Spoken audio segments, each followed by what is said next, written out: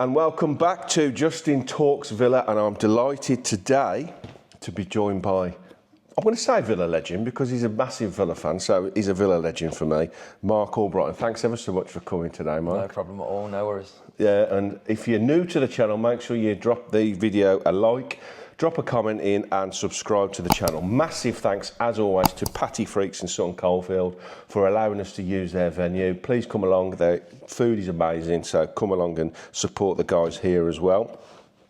So yes, thanks for Marc to coming today. A Villa player for her 2008 to 2014, 102 games, 9 goals. Not bad at all. I'd have taken half or a quarter of that. Also, 10 years at Leicester, which we will touch on. I know this is a Villa podcast, but I think it's such, I've just talked to Marc before, it's such an incredible story. I don't think I can do a football podcast and have you here and not even touch on it. So we will talk about that, winning the title and the FA Cup with Leicester. So, born in Tamworth, Aston Villa fan. Was that a family thing, or did you have a choice, or was it you that decided you was going to be a Villa fan? It was a family thing. My dad, massive Villa fan. He always went and watched. He was in Rotterdam for the European Cup final. Yeah, so he tells me all about that. But yeah, he just got me into it from early, and never really knew about any other team. Like, it was just literally no choice. But I didn't even consider another team. It was right. We're Villa fans here. I think that's solid parenting. Yeah, I think straight into. To be fair, my mum's from Grimsby, and she's a Grimsby fan. Say a fan. She'll often check the scores every now and again, but I think she's grew to love Villa and Leicester at times as well. So, but yeah, it was a pure family thing. My dad got me into it, and then started going to games with him and loved it. So your footballing journey as well. Not only was you a Villa fan, but you was also decent at football as well. So what age was you sort of? Was it Milo Monarchs? Yes, that's where I've done my research. So did you start there? Yeah, well, I started, there was like a little mini soccer class that I first went to, and I think I was, I've been 5 or 6, and my dad took me there. It was at like one of the local schools in the area, and I remember going there, got put with all the other kids my age, and just started scoring loads of goals, but I weren't passing the ball to anyone either. I was just getting the ball and just going through, scoring. So straight away there was like, right, do you want to go up to the older group? So I went up to the older group, and still doing well in that group as well. And I think I had probably a few weeks there, and I remember that I loved it, really enjoyed it, and then just started playing. So I signed for a few local teams, but my local was the main one that I probably spent, I don't know, about a year, 18 months at, and went on a tour to Blackpool. Missed a penalty. My dad says, you put it on the beach, in the semi-final. So, still got friends from that team as well. See, I'm fascinated. I played football from when I was probably 5 till, I played till I was 40 odd. And I was all right, never going to make it at any level. But it fascinates me that at what point do you realise you are that much better than everybody around you? I think you must know when you're playing, and especially, and I heard this a lot with Stefan and even Brian Little when I spoke to him, that they get bumped up the age categories quickly because they're obviously too good for your own age group. So you play ahead of your age to make it harder for you, so you improve quicker. Yeah, but I think when you're that age, there's always something to find your limits. So they will put you up an age, and all of a sudden, you're not standing out. Yes. So that happened quite a bit, and when I signed for Villa, remember playing up an age at Villa as well, and with the older lads there, and I think it is around when you're quite young, and even in school and stuff, you can tell, and as soon as you sign for Villa, even though you are sort of 8 years old, people are going, oh, that's the lad that plays for Villa, or you're known as that then. Well, I got that, but you went to Albion first, actually, didn't you? Did you go there and sort of play? I don't really remember too much about it. I think I mentioned it in an interview like years ago, and it gets brought up quite a lot now. But I think it was. I'd imagine a lot of kids in the local area would have popped around a lot of the clubs anyway. Yeah, we got invited. There was me and another lad from my team, a goalkeeper, and we got invited to this night over in West Brom, and it was on an AstroTurf. And all I remember about it now is the AstroTurf pitch looked huge, and it felt like about 1,000 kids there. Right. Like, and I remember getting in the car and just coming away going, I hated that. So it was basically just piling as many kids that are dug decent in and trying to pick one or two out. Yeah, but I don't know how much West Brom had to do with it, or whether it was like a feeder to West Brom, or so yeah, it didn't last long. So the big news was Villa came in. So how did that happen? And obviously you must have been out over the moon. Yeah, so I went to school, normal day at school. My mum picked me up. And says, I think I was asking to go to my friend's house that night, and she was like, no, we've got plans tonight, you need to be somewhere, but she wouldn't tell me where. So then I've got home, and she was like, right, you need your boots, your pads and a drink, put a football kit on.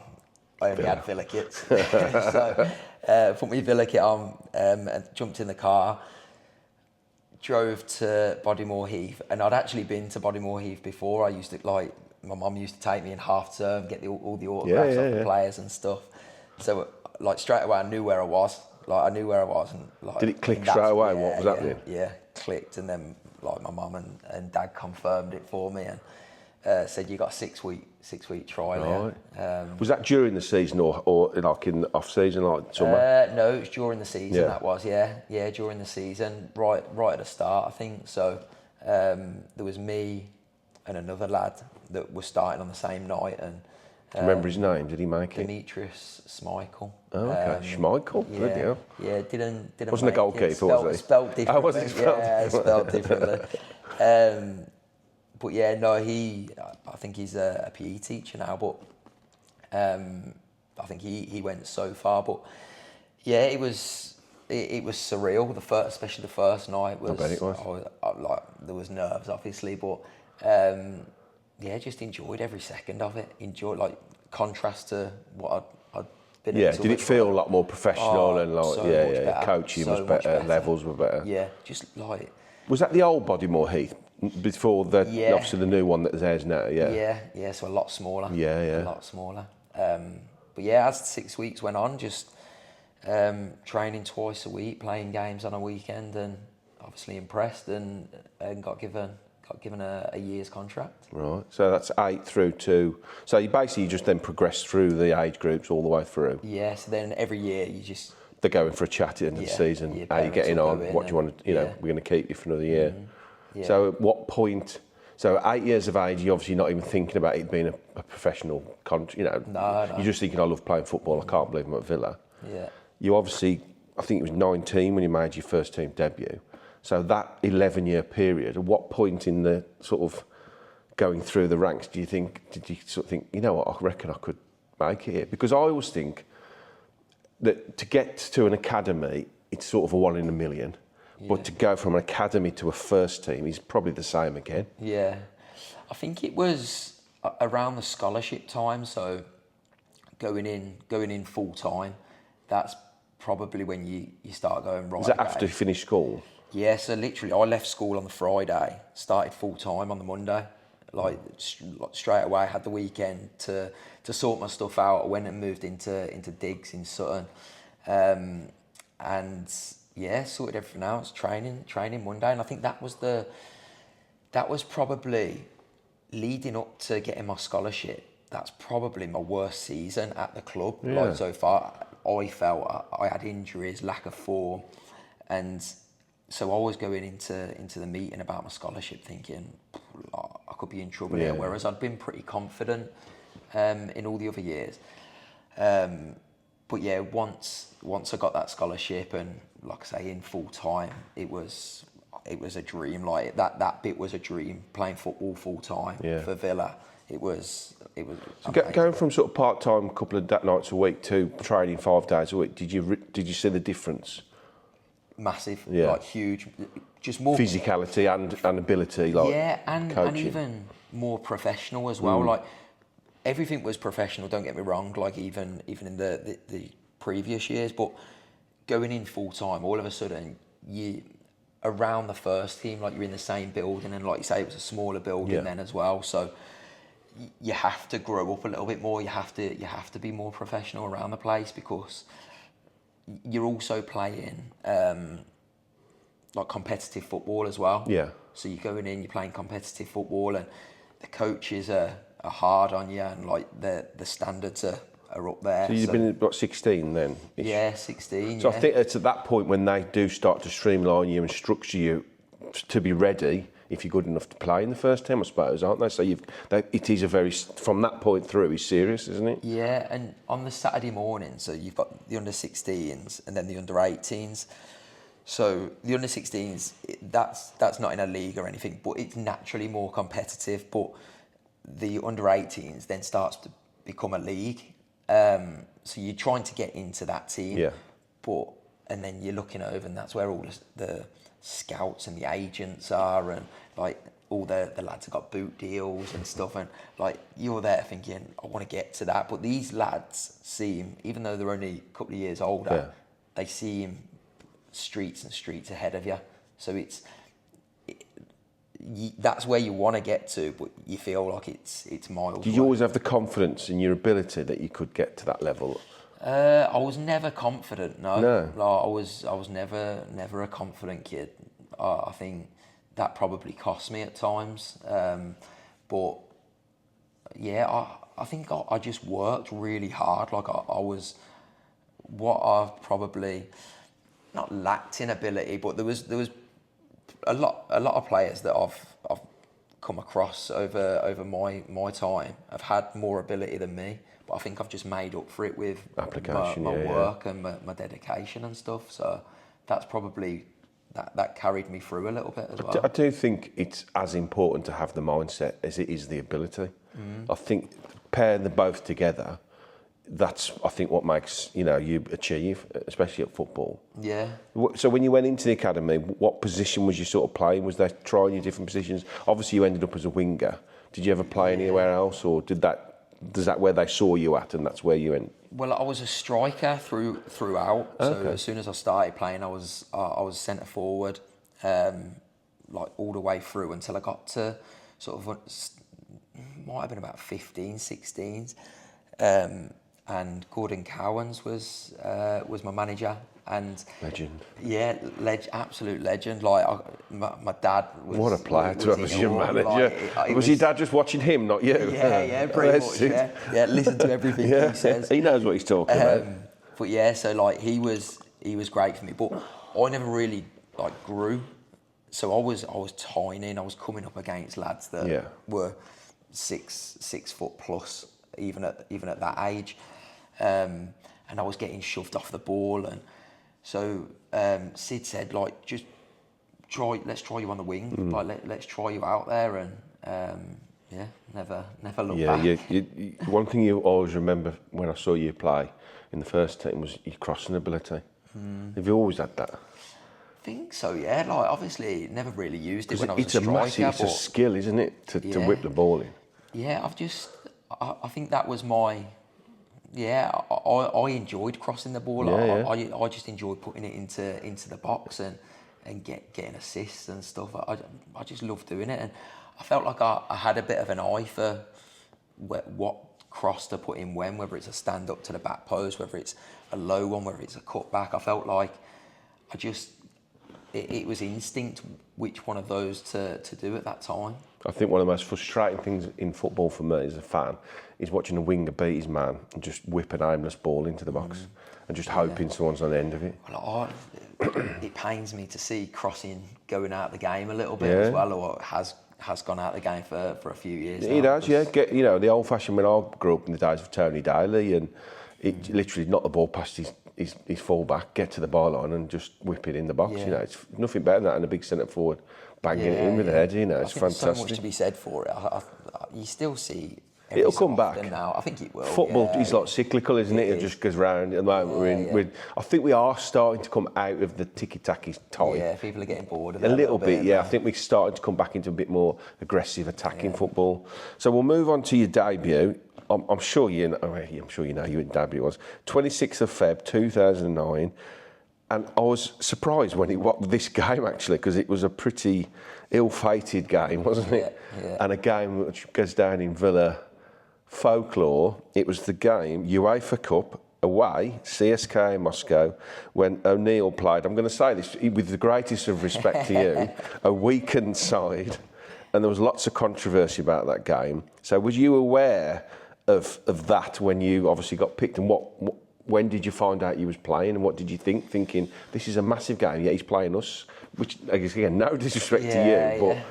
Yeah, I was aware, and I understood it as well. Like I did understand it from their point of view, of the fans as well. So, but then for me, I was travelling to Moscow, and it was amazing. Like, because I'd had a couple of injuries as well, and missed out on a bit of football, a bit of European football as well. So this was for me everything. I got myself in the fold and travelled there. And I remember being in a lift in the hotel before, and somebody had said, you'll play tonight. And I can't remember who it was, like one of the lads maybe. Might have been Craig Gardner, someone like that. And I was thinking, nah. But then he had planted a seed in my head then. Right. And I was thinking... So I think he'd heard something? Possibly, yeah. So Martin O'Neill never named the team until sort of an hour before kick-off. Right. So in the dressing room you found out? In the dressing room, but there was also... So in the dressing room, how many people were there though? You know, was all the first teamers at the time that would have normally played, were they all in their dressing room? Yeah. So did they not know that this was going to happen? No, nobody knew anything. Jesus Christ. But he had this thing, and when he named the team, it'd be on like what looked like a bit of a fag packet. Well, I'll tell you a story about Martin O'Neill in a minute, which I'll hope you will either confirm or deny. Right. Yeah, it was like a little piece of paper, and he'd just, like, how he said it, and he'd say it so fast, so like in that area, it'd be like, right, Quella, Young, Dunn, Colin, right. And he'd like say it like that, but really fast. So like some lads, they missed their name. So you'd have to go and see John Robertson. Yeah. Go, Robbo, like, did he say my name or not? Or he'd like, if he'd say, he'd just come in, look at his piece of paper, he'd go, same team, same subs. So that was his favourite. But so yeah, found out like there and then. But then, did anyone kick off? No. The big hitters, if you like, hadn't travelled. Right. A lot of them hadn't travelled. So the inkling was set then, I suppose. Yeah. Was there any pushback from any of the players? No, not really. Not really. No. I think because we were doing well in the league. Yeah. Well, that was the reason behind it, wasn't it? Yeah. If you weren't around at that time, we were doing well in the league, and he basically, I'm not going to say threw away the UEFA Cup, but he played a weekend side to allow his sort of senior players to be ready and less. I suppose like we've seen a lot this season. A lot of people talking about rotating squads, making sure people are fit and ready for European and Premier League games. So it was a strange thing, but brilliant for you. Yeah, it was. I think so. I like snuck my phone. We weren't allowed phones in the dressing room, so I've snuck my phone. I've gone into the toilet in the cubicle Message your dad. and like messaged my dad straight away. I was like, starting. Did he travel? Did any of your family travel? So none of them travelled. Oh, shame.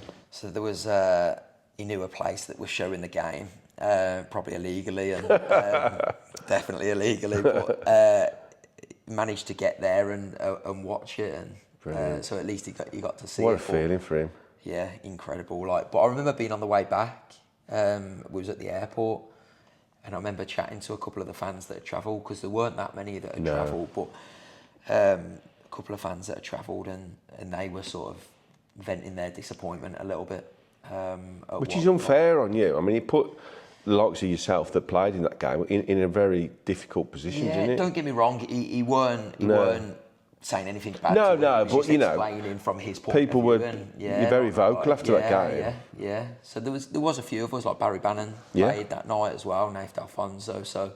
And we did lose 2-0, didn't we? We lost 2-0, yeah, AstroTurf pitch, remember it. But yeah, so it was very much mixed feelings. Very memorable. What a game to play. When I looked at when you debuted, I was like, I can't believe that. Freezing. So going on to Martin O'Neill a little bit, I know people that knew him around that time, and they said, you've basically confirmed it. I know with that fag packet thing, that he used to turn up to the training ground, he'd have a big black bag out of his boot, and he'd literally tip it all out on his desk, work all day, and then at the end of the day, just all his stuff in the black bag and go. He's so disorganised. Yeah. What was he like to play under? Such a character. Yeah, I loved him. Like, I thought he was brilliant, and he was great for me.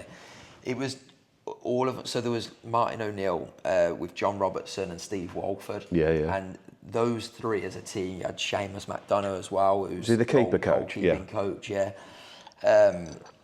So it was. I just loved the way that they worked. Like, they kept you on your toes.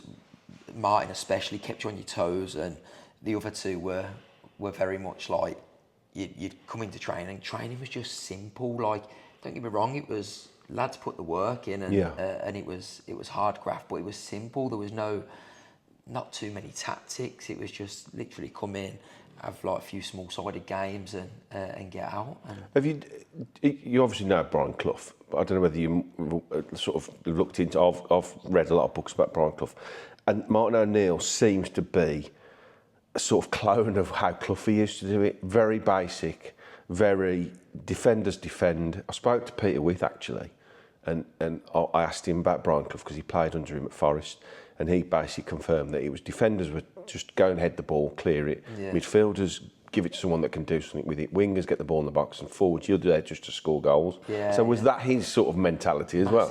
Massively. Yeah, very simple. James Collins, centre half, speaks about it, and I've seen that. That's in that interview. Yeah. In their first meeting, he was.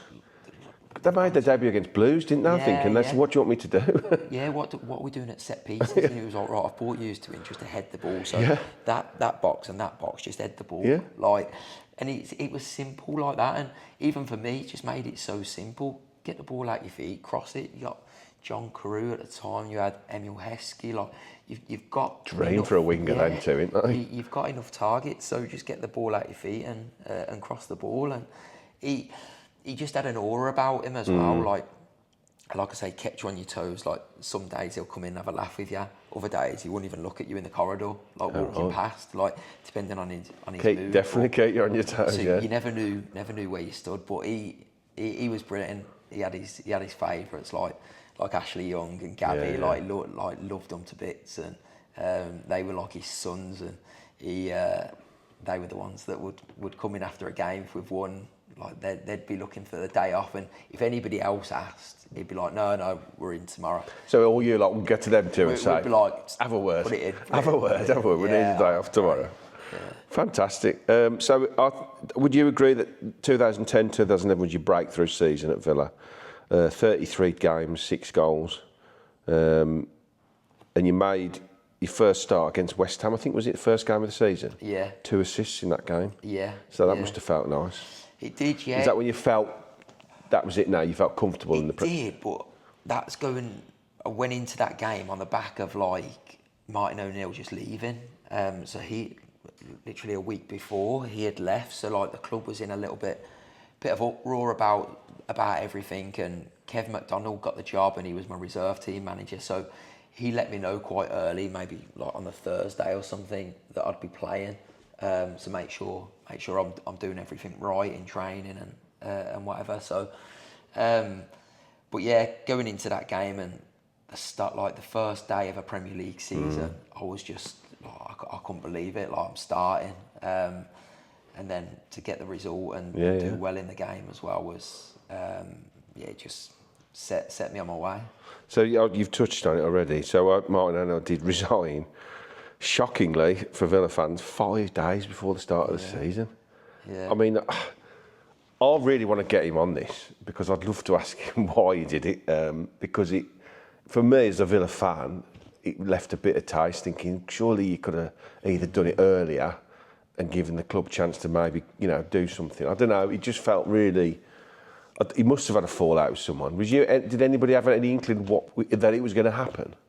No, not really. No, like I certainly never. Like I don't know. I probably went around me ears and eyes closed half the time. So like, just never picked anything up. It did seem like just a bang gone. So something must have happened. Like I'm sure he's got his reasons for doing it, but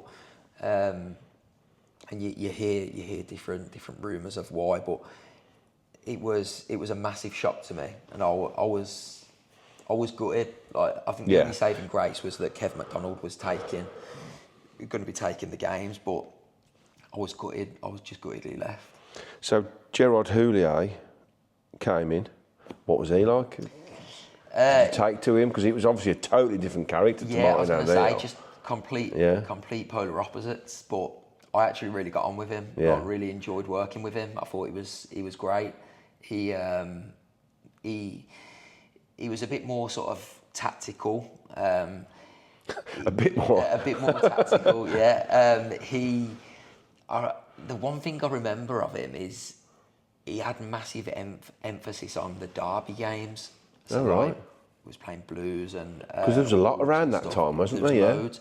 So all his team talks before them games would be about, right, this is a derby. Like this is an important game for the city, for the fans. Like this has got an extra edge, basically. Do you think that come from his Liverpool days? Like... Possibly, yeah, possibly. And I think he's smart enough to read like the club and what they're about and how important these games are to everyone. But yeah, I really got on with him. Loved, like he put a bit of confidence in me as well. So loved working with him, and he weren't very much. He weren't just praising me all the time. He was constructive. He was on me as well. Like he was really like harsh on me sometimes, and I think that served me well, and I did enjoy that. I did enjoy it.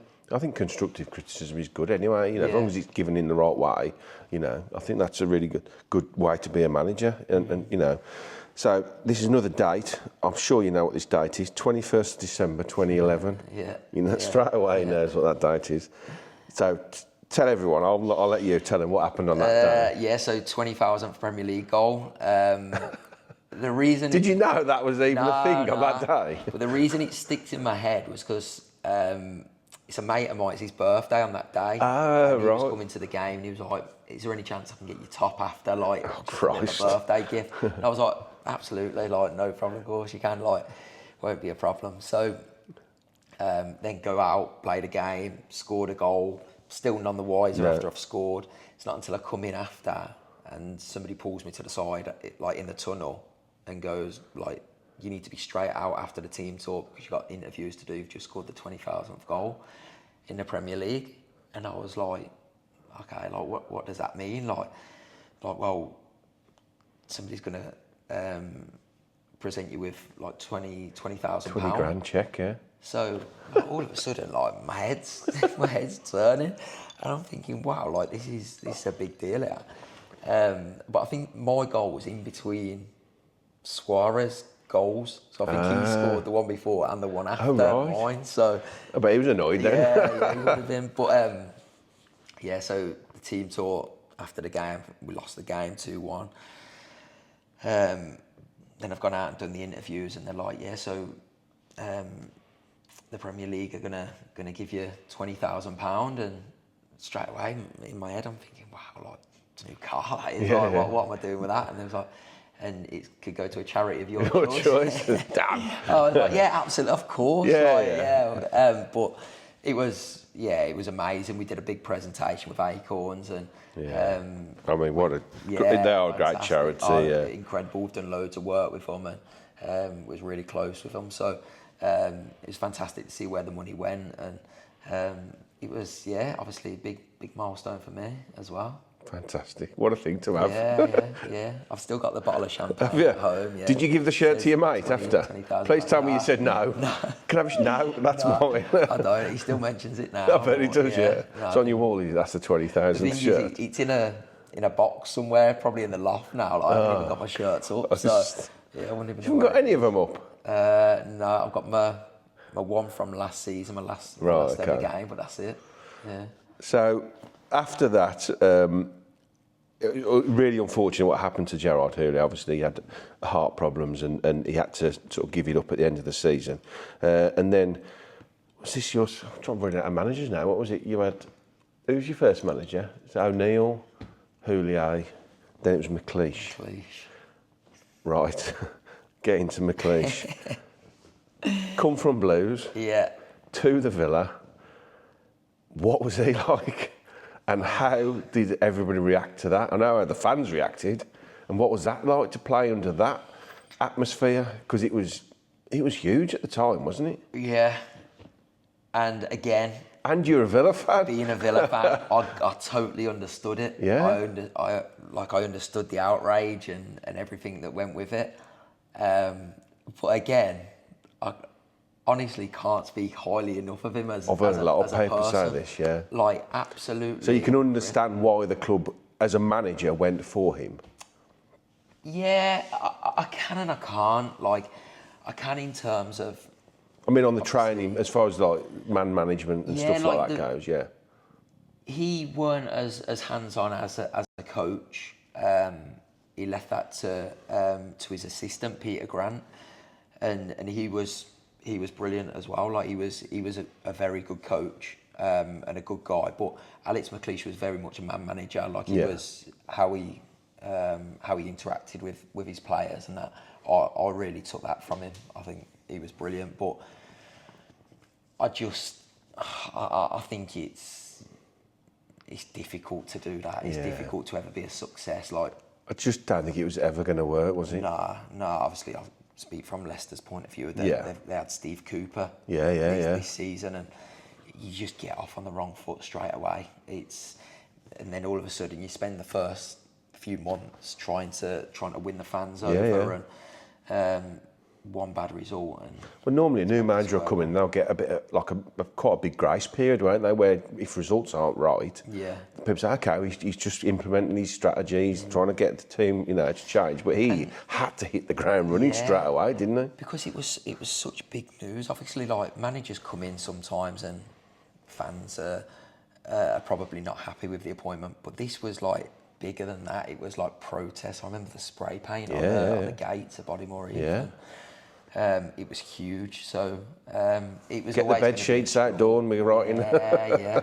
So it was always going to be a struggle for him to be a success at the club, and I don't think he lasted too long. No.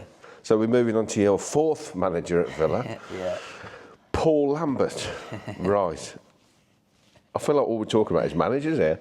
What was he like to play under? I think he's the one out of all of them that I didn't really see eye to eye with.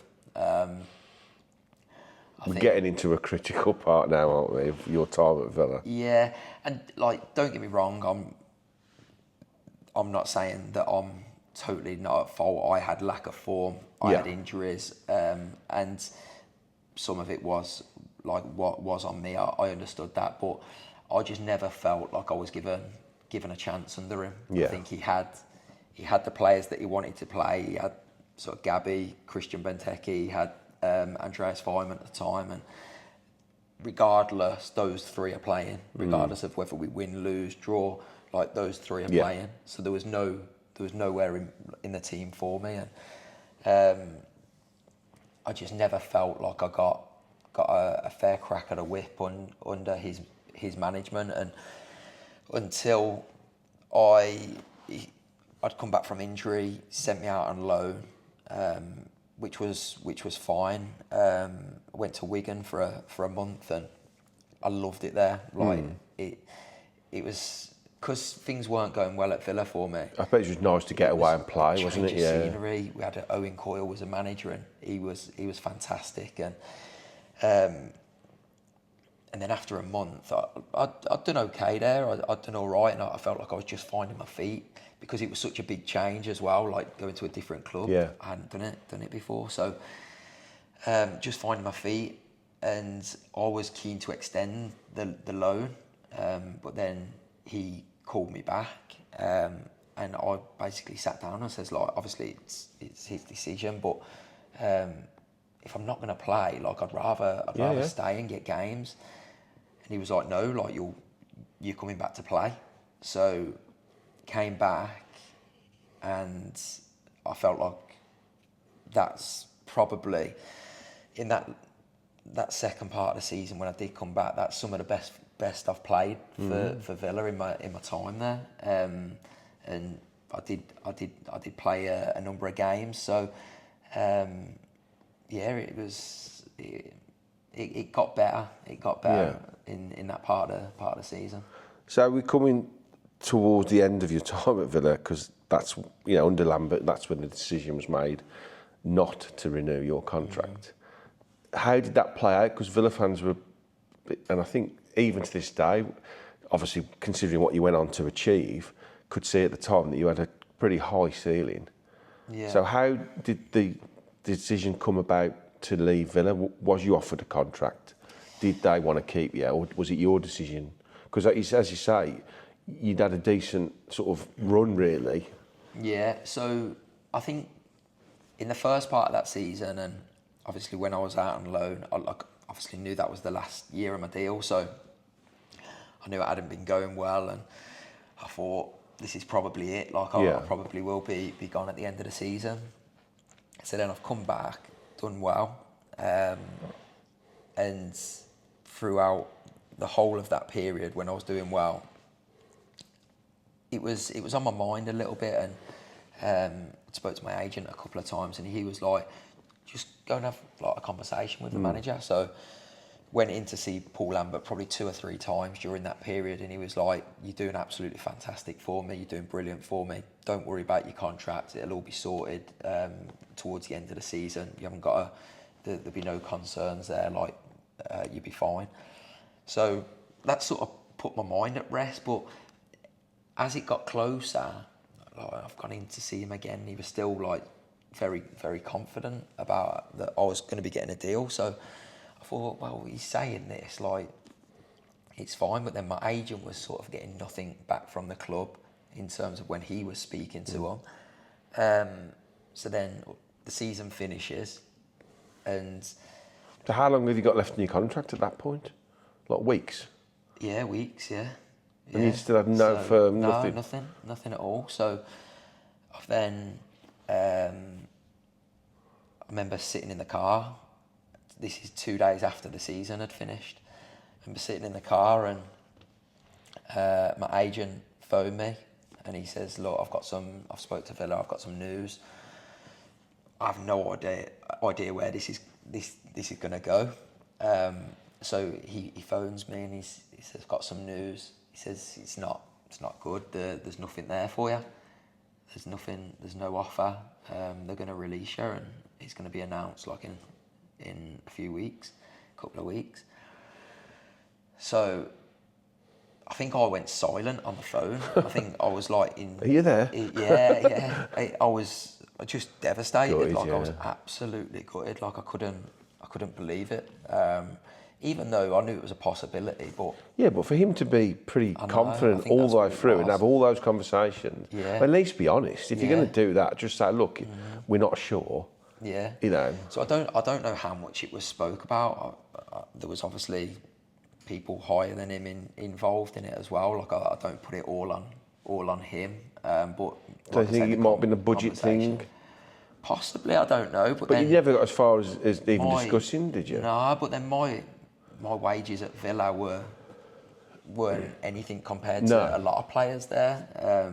I think when you come through the academy, that's one thing you sacrifice. You're not on the big wages that people that are getting brought in are on. So I wouldn't have thought there would have been too much conversation there. But yeah, so that was it, and all of a sudden I was looking for a new club. Yeah. Wow. Yeah. I mean, like I say, for a Villa fan, it's like devastating, isn't it? Yeah, I never seen life after Villa. I never contemplated it. No, it was all I knew. I know I had that spell at Wigan, but I think I enjoyed that so much because I knew it was temporary. So it was hard to accept, but yeah, it happened. I look back now, and obviously, what's happened, yeah, that makes it easier, but. I look back, and I did a couple of years after, and I just thought, it's football. Like, it is football. These things you have to have that mentality. You have to take the sentiment out, and it is football. These things. And at the end of the day, as much as we live, breathe, and eat football, ultimately it was your job as well, you know. And the decision was made not to renew it, whatever their reasoning behind that was. They had to make the decision they felt was the best, but I still think it was a shit decision. Yeah. I can say that. I think it was a terrible decision. I'm gutted because, like I say, I felt like I did well in that season, the back end of that season. So I was gutted I never got. Yeah, I was gutted I never got a contract, and then to sort of kick on a little bit the following season, but. We're going to come on to. I am going to talk about Leicester and the league title win because it's amazing. But we're going to just do a few of the subscribers on the channel have got a few questions for you. So I said I'll try and get a few of them to you. So we'll do a few of these now, and then we'll go on to your Leicester time. Who was the most underrated player at the Villa who you thought was great at the time? That's from Sir Unai Emery. I presume it's not the Unai Emery. Most underrated. So who would you say was really good, but people wouldn't have said, you know? So I suppose on the training ground. Is this in? Do you think this is in like? When you broke through, yeah. Well, the whole time you played in the first team. Oh, it's a tough one. Probably Barry Bannon. Yeah. Yeah, I'd probably have to say Baz. He's had a brilliant career, hasn't he? He's been fantastic. He's a real legend at Sheffield now, isn't he? And brilliant left foot. Yeah. I was gutted. I was gutted that he also never sort of kicked on at Villa and had a career at Villa, because he was another one. His ability was incredible, and probably his size that killed him a little bit. Was you around the same time as Stephen Davis? He was a bit older. Yeah, another one that we let go had a brilliant career. Yeah. There was in my youth team. There was players that have gone on to really forge careers. So like, which is rare. You get so many from a youth team. So Nathan Baker, Kieran Clark, obviously Nathan D'Alfonso's done it at younger. Gary Cahill. There was Jonathan Hogg. Yeah. So they've all these players.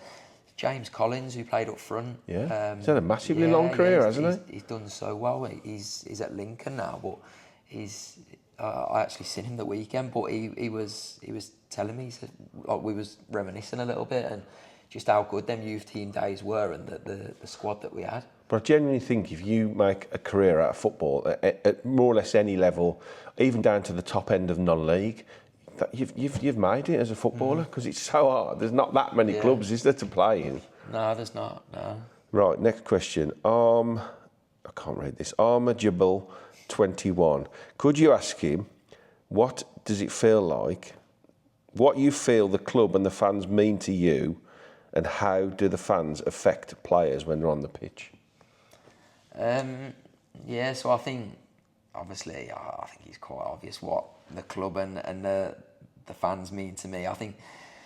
Did it feel different that it was your club he was playing? Massively, because I always had, like, I'd be wanting 20 tickets myself for my family and friends. Then I've got friends dotted all over, and even social media, like, all my friends are like posting pictures at away games and stuff like that. They're all travelling, and I'm seeing comments of like how they think the game's gone and stuff like that. And these are all my mates from school and stuff like that. Whereas you go somewhere else and you don't see all that. So like, you're out of that. Like, I felt like I was in a bubble, and just surrounded. Surreal. Everything was Villa. And so when I say, like, I knew nothing outside of Villa, everything in my whole life was Villa. Did you ever like play at the Villa or score a goal and run to the crowd and see one of your mates in the crowd? No, I don't think I did. No, I don't think I've ever seen that. That'd be amazing, wouldn't it? One of your schoolmates. Hey! I've seen,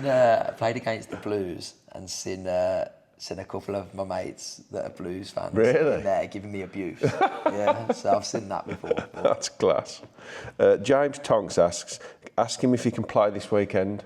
Oh, my legs are gone now. Yeah, legs are gone. Oh, okay, we did ask that before he come on, to be fair. Some really nice comments, to be fair. Here on WM, you come across really well. Great guest, Tamworth lad. Yeah. Can't wait to watch. Who was the best Villa player you played with and why? That was from HIT, Hetton Poker 163. I better shout him out. Ashley Young. Really? Yeah. He's still playing now. He's about 48 now, isn't he? But I've never actually seen him going on to have such an impact in the game. Like, don't get me wrong, his ability was second to none. But I feel like, especially when he obviously went to United, worked under Fergie. His standards went up there. Like, he never struck me as the type of person that would be like a leader of a dressing room. Whereas now, like, I think he's matured into that, hasn't he? Yeah. But to have a player like him, I mean, you were a winger, obviously. To have a player to learn from like Ashley Young. I was so lucky in that regards because I had obviously him, Milner, I had Stuart Downing. Like, all these players were sort of England internationals. So it was probably holding my development back a little bit and my breakthrough back. But I was getting to train with these lads every day and learn from them. It was amazing for me. So you never felt like doing an Ashley Young going to play at right back? I did end up like coming back a little bit. Yeah. I think wing back, wasn't it? I did wing back and then I think I've played everywhere. I've played centre half at one point as well when I was at Leicester. So I've played a bit of everywhere. Right, Leicester. Thanks to everyone that put the questions in. We'll try and do that for every interview. So we will move on to Leicester. So when you left Villa, and we left you in the car park, not talking to your agent. So what happens next? Do you then? Does he have to pick you up and say, "Look, we're going to have options"? So that's pretty much what he said. He says, "Listen," he says, "Like, I have been speaking to clubs." So did you think he sort of maybe thought this could happen? So I need to make sure we've got an exit strategy, if you like. He's been an agent for God knows how long, so he's probably seen this situation before. So he had to have something, but he'd never mentioned anything to me previous, like during the season. So on the phone he was like, "Listen, have a few days to yourself. Whether you're going on holiday, do whatever, just have a few days to yourself." He says, "I've got options for you, so you haven't got to worry about a thing." He says, "And then we'll have a conversation sort of next week." So that's what I did. So then sat down with him, had the conversation, and I think there was 4 or 5 clubs, and it was. Do you remember them? Hull City, which didn't appeal to me at the time. No. There was West Brom, which they'd just sacked their manager. I think it was Alan Irvine. They'd just sacked him, so I didn't want to go to a club. No, but that probably appealed for like where it was. Yeah, so you didn't have to move or stuff. I can't remember the other one, and then the other 2 that I narrowed it down to was Leicester and Sunderland. Right.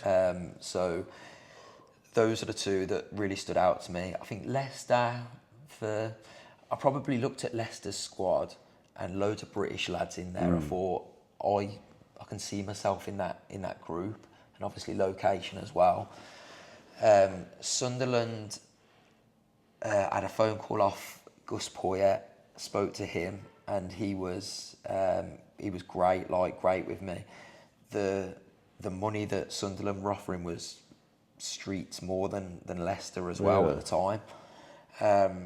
So I don't know why I picked Leicester, to be honest. It must have been just a gut feeling, mustn't it? Yeah, I think it was. I think. Did you talk to the Leicester manager? That was No, so that was the other thing as well. So it was Pearson. Nigel was the Pearson, of manager, course, but I yeah. spoke to the recruitment, the head of recruitment at the time, which was a guy called Steve Walsh. And I spoke That's to the him. ex-centre half, Steve No, Walsh? different one. Okay. So yeah, spoke to Steve Walsh, and he was great on the phone to me as well. Like, they had said, look, we've seen your crossing ability. That's one thing that we want, and yeah, I think it was just gut. gotta Like, go it was just instinct, and like as it worked out, obviously Leicester did what they did, and Sunderland Didn't. back-to-back relegations. Yeah, so can you say now that was probably one of the best decisions you've ever made in your life? sliding doors moments, yeah. But nobody was to know that. And I think just even just being more local. Yeah. I've never moved. Yeah. Never moved houses. So even for my kids and stuff, that's been great. So you was 10 years at Leicester, and so the season before, what would you call it? The miracle season? Is it a miracle season? It's got to be, hasn't it? Yeah. So the season before, you literally went on an amazing run at the end of that season. People don't know, I'm sure everyone does, and stayed up. So do you think that momentum of that period took you into the next season, gave you the belief that you could compete in the Premier League? I'm not saying you went into the next season thinking we're going to win the league, but you went into thinking, we're not a team that should be down the bottom. We've proved that. So let's just go and do what we did at the end of last season. And Ranieri came in, did he, at that point? Yeah. Yeah, so I think that run at the end of the season, I think we won 7 out of the last 9 to stay up, and finished, might have been 14th, I think, in the end. Like, so we stayed up comfortably, but we were like dead and buried. We were done. So yeah, I do think that as players we took momentum from it, but we were going into the next season, and we were favourites to be relegated. I think obviously Claudio coming in, and famously 5,000 to 1 for the title. 5,000 to 1. And like, don't get me wrong, we never thought we was going to win the league, but we never believed we was going to get relegated either. We was very confident we'd be able to stay up. That weren't a question for us. I think we had so much confidence from that previous season that we were very confident that we'd be able to stay in the league. I mean, I looked at that team last night actually, and I think it cost £22.5 million. So Steve Walsh, yeah, is he the biggest genius transfer guru of all time? Yeah, well, he was the one that got Mahrez. Mahrez was like a couple of 100,000. Yeah. Vardy was $1 million. You was on a free. The centre halves were next to nothing. Huth and Wes. Yeah, Wes, next to nothing. So 22, that whole team. Yeah. £22.5 million. Yeah, it was amazing. You can't buy an half decent right back for that now. No, you can't. You can't. And I think obviously we was obviously good players to be able to do what we did, but just as people as well, as a group, like, he really did his homework on the person. Yeah. So like the squad, the dressing room was like, amazing. Like, everybody was just together, and everyone. I remember, as a Villa fan, I remember watching it and that season, and as it started to play out, I think about halfway through the season, and you'd beat Man City, I think, who at the time were just the best team by a mile. And then you'd go and beat Arsenal, then you'd go and beat Liverpool, and like thinking, this can't. But not the same as Forest this season, but Forest have done a similar-ish thing by just continually upsetting the odds and beating the better teams. Yeah. So at what point did, as a squad, you think, actually, because you were at the top for quite a while, weren't you? Yeah. Do you think this actually could happen? Yeah, I think. Was there a moment when you just all sat, maybe after a game, like a specific win, or maybe you turn up at the training ground the next day to talk about and say, you know what, lads? We did speak about it towards the end, but it was in a bit of a jokey way. Like, it weren't like we'd be like, could we play Champions You must have all League no, go on. You must have all in your head. Did you think, actually, we could bloody win this? Nah, Really? I never thought that until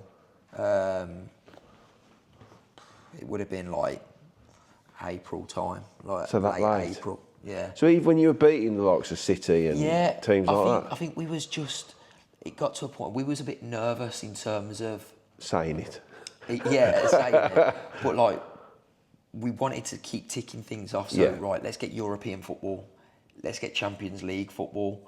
Like, and then... Let's win the league. Yeah. And then that. So then it narrowed it down to like, it was 2-horse race. Was you and Spurs, wasn't it? Yeah, it was in Spurs, and they finished third in the end, which is Spursy, strange, very Spursy. They finished third in a 2-horse race. Yeah. So sorry, Spurs fans. Not that I'll be watching this. It was the moment that you said when we beat City. So that period we beat Liverpool, we beat Man City, and then we played Arsenal. But Claudio had said, if you get 7 points out of them 3 games, you can have a week off, because I think it was like FA Cup weekend the following week, so we'd been knocked out, so you can have a week off.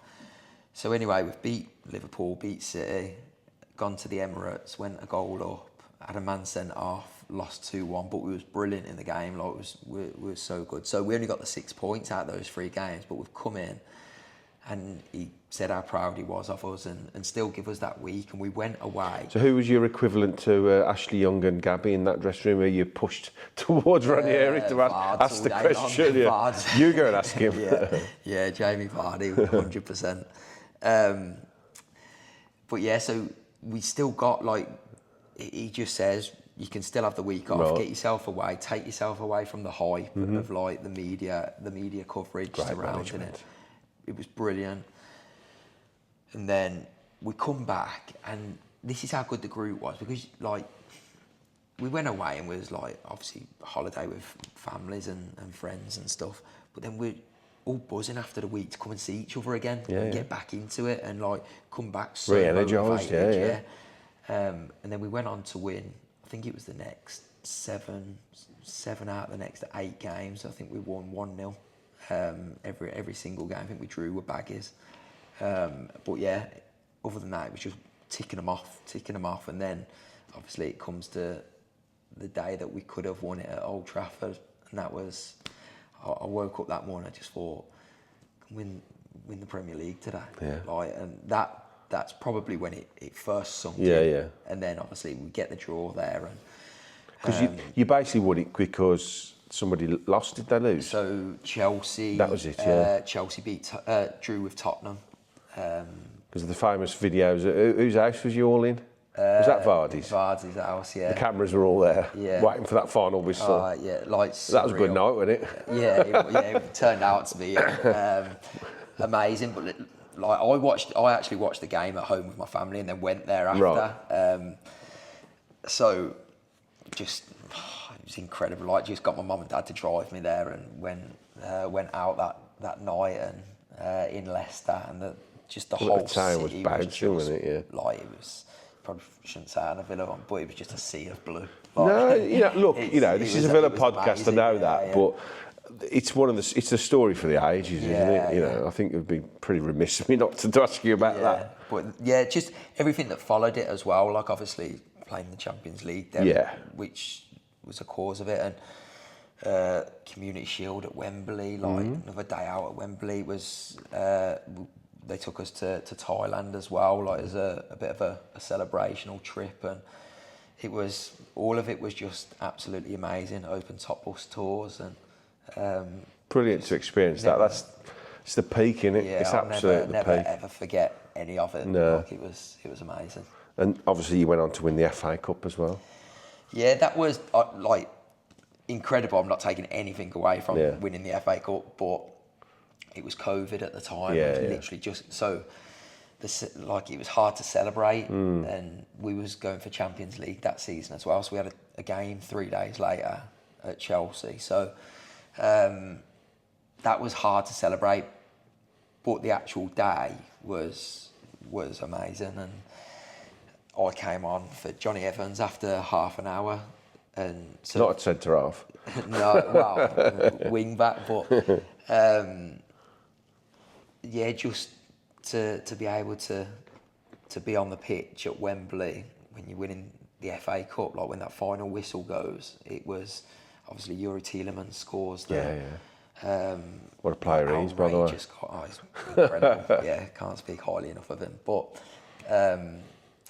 yeah, outrageous goal. Casper pulls off 2 world-class saves, and then Ben Chilwell has a goal disallowed by VAR right at the end. So everything just went for us. Yeah, I mean, like you say, being a Villa fan, getting through to the first team at Villa, and then being released, gutted, but ultimately, best thing that ever happened to you, wasn't it? Really. It was. As far as your career went, yeah. It turned out great, and look, I'll never. I'll always be a Villa fan, and I'll always go and follow Villa as much as I can. Like it's. We're going to come on to that in a minute. Yeah, it's in your family. But I felt like I needed somebody to sort of take me in, and at that point, I needed somebody to take me in, and I needed to feel at home somewhere. And Leicester, for me, obviously, it was great. We had the success, but that was it was the perfect club for me. Such a well-run club. Yeah. With such amazing people there. Like, even I'll go back now and constantly, how's your mum and dad? How's kids? And it's.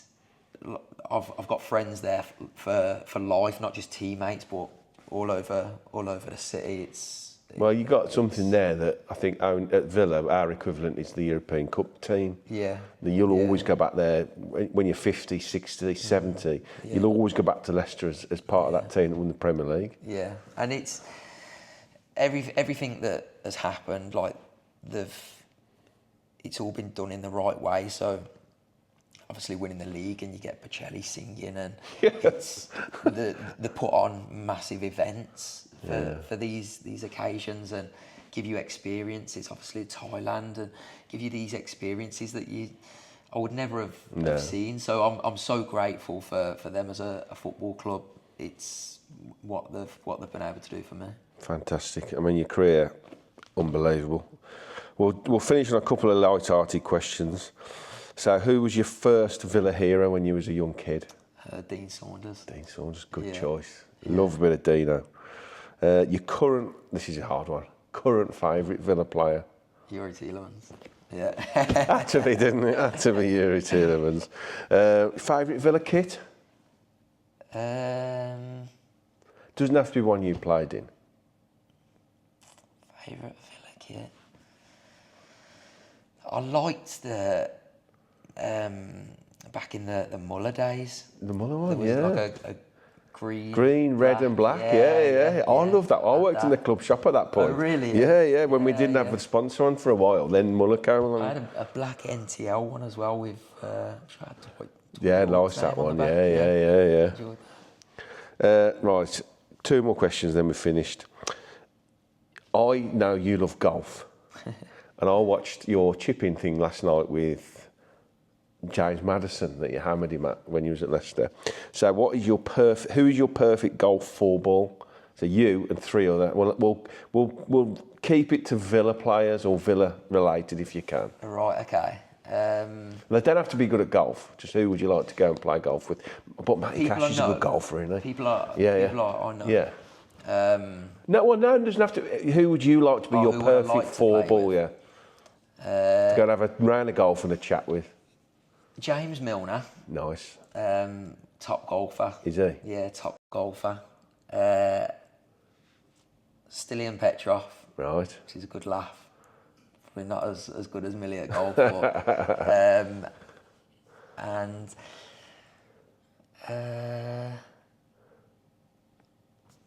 I'll give you one Leicester player. Go on. One Leicester. Probably Madders. Yeah, I'd probably say James Maddison. Yeah. And would you win? Who's the best? No, absolutely not. No. Your chipping was good, to be fair. Yeah. You thrashed him in that. I can get round the course, but I don't play enough to be any good. These lads are playing sort of every couple of days. But. No, that's great. So we'll finish on this. This season, you've enjoyed it. You've been away to a lot of the European games as well. So are you going to try and take Ian Taylor's mantle as the ex-Villa player who's the leader of the away pack? No, he's really coming to his own there, so I'm going to leave that to him. But you've enjoyed following the Villa? I've loved it. I've loved it, and even like things like this. Yeah. Seeing Tails in Paris and in Bruges, and did a couple of events of it. Like I was watching him at Wembley when they beat Leeds 3-0, and now like I'm like mixing with him, and for me that's still amazing. Like like it's fantastic. But I'm gonna try and get to many more Villa games at Villa Park and away from home, and I just want to follow football around as a fan. But it's nice now. That's what I mean. You're retired now. You can go back to being just a Villa fan, can't you? Yeah, and obviously like my kids are still young, so they Villa fans. My eldest is. Oh, okay. My eldest is. Yeah, the younger two. Well, the youngest don't really. No. She's not really too bothered, but middle one, she's Leicester. Yeah. I can do my best with that, and she probably will change, but the eldest one is still Villa. Yeah, nice. So. Well, I hope I haven't kept you too long. No. I really appreciate you. Honestly, fantastic stories, and just I remember you coming through at the Villa, and I think you're a cracking footballer. And I thank you very much for coming today. Thanks, Mark. Thank you very much. No problem. Appreciate it. Cheers. So yes, that's it for today. As I say, if you haven't already, subscribe to the channel, drop the video a like, put a comment in. Thank you to everyone that dropped questions in for Mark today. That was really great. Don't forget Patty Freaks if you need to eat in Sutton Coldfield. Definitely come to Patty Freaks. Thanks everyone. Speak to you all again soon. Up the Villa.